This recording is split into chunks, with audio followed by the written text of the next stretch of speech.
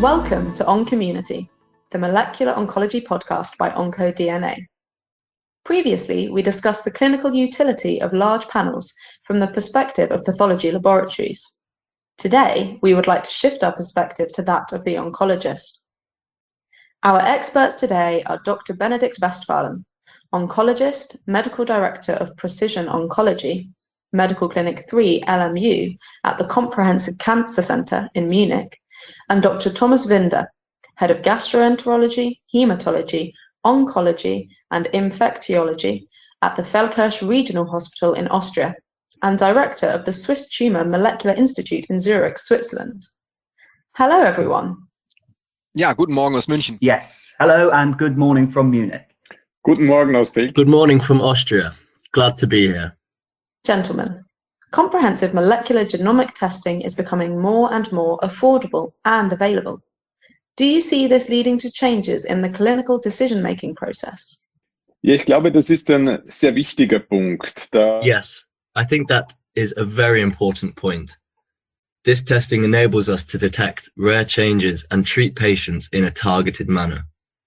If we look at the BRAF mutation, for example, testing is performed in around 2/3 of patients with metastatic colorectal carcinoma. That is low because we have a specific treatable consequence behind it. When we talk about rare changes, it is important to pool our knowledge and consolidate it in registries. This allows us to jointly evaluate rare changes and to see the resulting treatment consequences.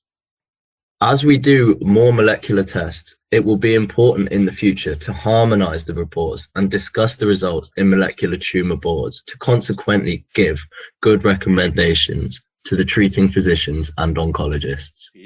Den behandelnden Onkologen näher bringen zu können. Ja, da würde ich von unserer Seite aus München absolut zustimmen. Yes, I'd absolutely agree based on our experience here in Munich. With the increase in molecular tests, we see a rising desire to discuss such test results in interdisciplinary expert panels.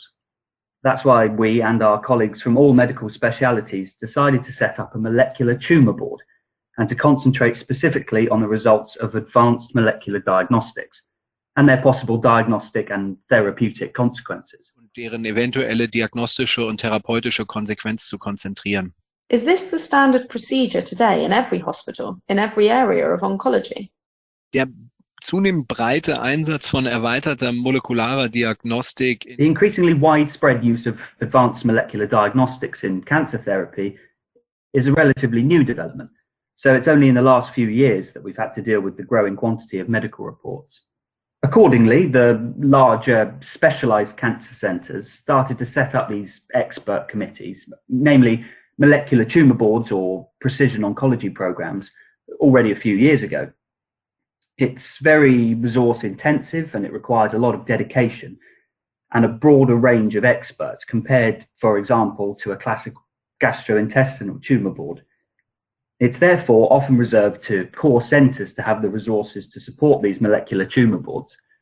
We got together with the 14 German core centers of the German Cancer Aid Organization and founded a working group that pursues precisely this goal, which Thomas has already mentioned, of achieving harmonization. We were recently able to publish a consensus manuscript in the European Journal of Cancer with the aim of creating a general framework for how to structure precision oncology and hopefully make it available to all patients in the future. Alle Patientinnen und Patienten hoffentlich in Zukunft verfügbar machen kann. Ich glaube, das ist vielleicht als Ergänzung eine sehr, sehr wichtige Initiative. I'd like to add that this is possibly a very, very important initiative that we need in relation to molecular oncology. For precision oncology, the core centers must team up to provide a joint offer to the private practices and smaller hospitals so that oncologists working there can participate, contribute their experience, but also benefit from the network. Aber auch vom Netzwerk profitieren können. You were talking about your colleagues working in more rural locations. What are the challenges of sharing knowledge with these colleagues, and what opportunities are there in molecular genomics? Ich glaube, für die Kollegen in der I believe that in recent years, a lot has changed within molecular oncology for our colleagues at local level and in private practices. If we just look at lung cancer, there are now numerous molecular changes that we need to test for, that we need to think about, because they have specific treatable consequence. And this is why it is important to provide support and platforms. And I think this is where the Molecular Tumour Board comes in as an essential and important platform to support these colleagues. Diese Kolleginnen und Kollegen zu unterstützen. Ja, ich denke auch, dass es wichtig ist. Yes, I also think that it's important to work together towards this increasingly complex and interdisciplinary medicine.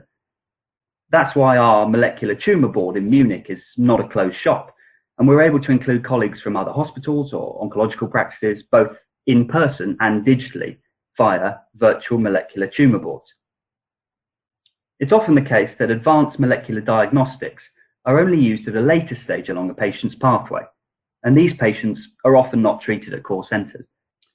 There's nothing more sad than a potentially treatable molecular alteration being disregarded because it gets overlooked in the heavy, everyday workload of a large oncological practice. Here, we see it as our task not to detach the patient from their environment, but to identify and support new options. Neue Optionen aufzuzeigen und zu unterstützen. What added value do you see for the treating oncologist and for the patient in choosing a comprehensive genomics test? Ich glaube, wenn wir uns anschauen, sind I think that the relevant alterations we look at are rarer and rarer events. It is only 1% to 5% of the cases where molecular changes occur, and we also make a clonal selection through our therapy. I always use the following example. You all know about antibiotics. At some point you become resistant to an antibiotic, and you have to change the therapy, the treatment. It is the same in oncology. Our treatment causes resistances. We can identify them and then modify our therapy. And I think that is very, very important. Another substantial point is, in situations where we run out of approved therapy options for our patients, we need to carry out a broad molecular characterization. On the one hand, to offer a selected patient a good off-label use, and on the other hand, and this is very, very important, to include these patients in clinical trials. diese Patienten auch in klinische Studien einzubringen. Ja, ich stimme hier absolut zu und wir sehen. I absolutely agree. And we're facing more and more molecular changes that can no longer be covered with small panels. I'd like to mention tumour mutational burden, for which a certain genomic territory has to be analysed in order to be able to detect this biomarker, even if this biomarker is still discussed controversially.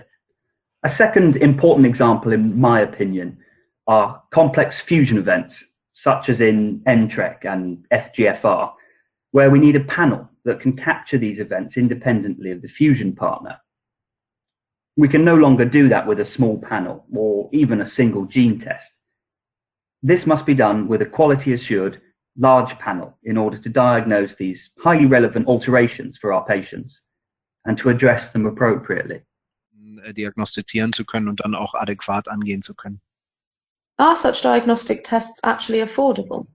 Ich glaube, hier ist es wichtig, nicht nur die Kosten. I think it is important to not only see the costs of the tests, but also the potential savings by treating our patients correctly. Because drug costs in oncology are increasing enormously. And with these molecular analyses, we can specifically select patients for a therapy. We can exclude patients from a therapy where we know in advance that the therapy may not work. And in cases we know the therapy works, we can selectively apply it at an early stage. And I think this is what should be clearly emphasized here. Behandeln. Und ich glaube, das steht im Vordergrund. Ich glaube, was man in diesem Zusammenhang auch noch bedenken muss, ist, dass In this context, you should also bear in mind that the costs for advanced molecular diagnostics, even if it costs several thousand euros, are only a fraction of the overall costs for treatment of a patient with an advanced tumour disease. The second point to consider, in the course of a cancer disease, biomarker tests are carried out repeatedly, and each individual genetic test also comes with a certain cost. For example, there are reliable socioeconomic cost analyses of non-small cell lung cancer that show that it's no longer cheaper to test individual genes. and that a panel provides the relevant information at a much more affordable price. Furthermore, and this is a point that should also be considered, testing via NGS panels uses less tissue. Consequently, you get all the information needed for patient management from a one-stop shop. One-stop shop, alle Informationen, die für den Patienten im Management notwendig sind. One of your medical colleagues once said, "If I cannot provide therapy, I don't need diagnostics." So now my question to you is, how can the results of extensive genomic tests actually be translated into promising treatment approaches for patients? Ja, ich glaube, das ist eine wichtige Frage. Wir sind mit der Technik. I think that is an important question. We are very advanced with the technology and can test a lot, but we see that it often fails due to access to the correct medication, especially in therapy-resistant situations. In Austria, this is still pretty good. Here, we can try a therapy attempt for 2 months, and in the event of a response, the health insurer will assume the costs. It is more difficult in Switzerland because the situation is reserved. There are extensive possibilities for testing, but access to medication is difficult, and the health insurer issues a rate for the corresponding cost reimbursement. And this depends on whether, in a treatment-resistant situation, the patient can be treated off-label or not. Situation entsprechend off-label behandeln darf oder nicht. Zusätzlich zu der Frage access to therapy. In addition to the questions around access to therapy, which Thomas has just described very well, I also think we should consider medicine as a self-learning system. Are there diseases where advanced molecular diagnostics should be used earlier? I'm thinking of cholangiocarcinomas, for example. Personally, I'd like all patients to be tested early and comprehensively, but unfortunately, that's not yet possible. It will be the task of medical professionals who are active in this field of precision oncology, as I'd like to call it, to support colleagues in determining where and when testing makes sense, so that we do not get into this frustrating situation of testing, almost just for testing's sake alone, but it never results in therapeutic consequences. Des Testens willen kommen, aber nie eine therapeutische Konsequenz ergeht. Thank you both for your insights and explanations.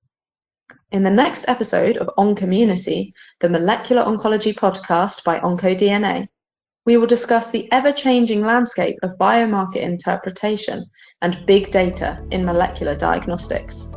Thank you for listening.